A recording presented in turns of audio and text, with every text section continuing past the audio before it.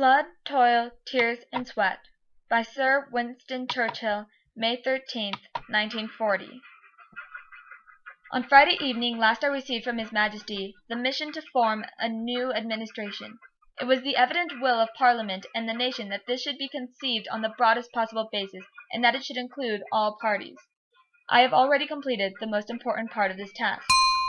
A War Cabinet has been formed of 5 members, representing with the Labour, Opposition, and Liberals the unity of the nation. It was necessary that this should be done in one single day on account of the extreme urgency and rigor of events. Other key positions were filled yesterday. I am submitting a further list to the King tonight. I hope to complete the appointment of principal ministers during tomorrow.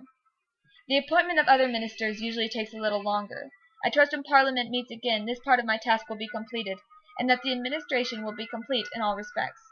I considered it in the public interest to suggest to the Speaker that the House should be summoned today. At the end of today's proceedings, the adjournment of the House will be proposed until May 21st, with provision for earlier meeting if need be. Business for that will be notified to MPs at the earliest opportunity. I now invite the House, by a resolution, to record its approval of the steps taken and declare its confidence in the new government. The resolution?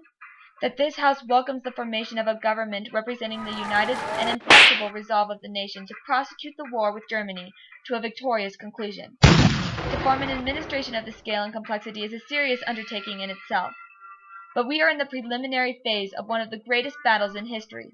We are in action at many other points, in Norway and in Holland, and we have to be prepared in the Mediterranean. The air battle is coming, and many preparations have to be made here at home.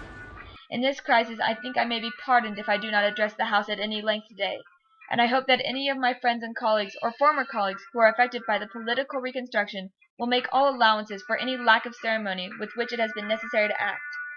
I say to the House as I said to ministers who have joined this government, I have nothing to offer but blood, toil, tears, and sweat. We have before us an ordeal of the most grievous kind. We have before us many, many months of struggle and suffering. You ask, what is our policy? I say it is to wage war by land, sea, and air. War with all our might and with all the strength God has given us, and to wage war against a monstrous tyranny never surpassed in the dark and lamentable catalogue of human crime. That is our policy. You ask, what is our aim? I can answer in one word. It is victory. Victory at all costs. Victory in spite of all terrors. Victory, however long and hard the road may be, for without victory, there is no survival. Let that be realized. No survival for the British Empire. No survival for all that the British Empire has stood for. No survival for the urge, the impulse of the ages, that mankind shall move forward towards his goal.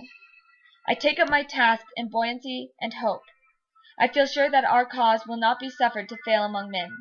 I feel entitled at this juncture, at this time, to claim the aid of all, and to say, come then, let us go forward together with our united strength.